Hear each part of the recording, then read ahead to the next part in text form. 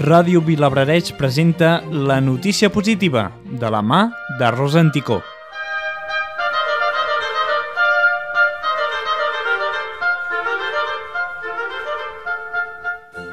Una campanya benèfica escolar captiva la xarxa.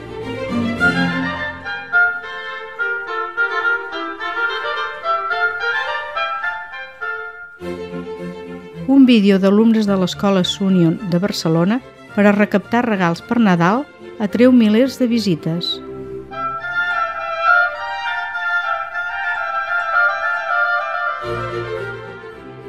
Una idea sorgida d'una assignatura escolar s'ha convertit aquesta setmana en una poderosa campanya internètica.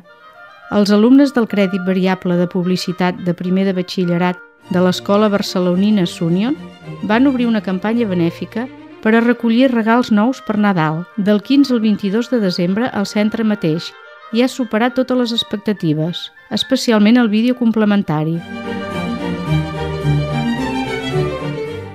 Els dos professors de l'assignatura, Rubén Wagensberg i Guim Tió, s'han sorprès del ressò de la campanya.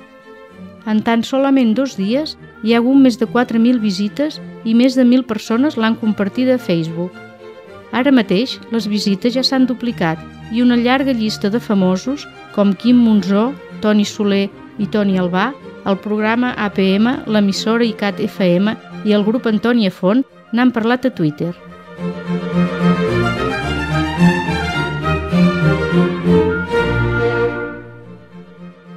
La notícia positiva aprofita per desitjar-vos unes bones festes de Nadal.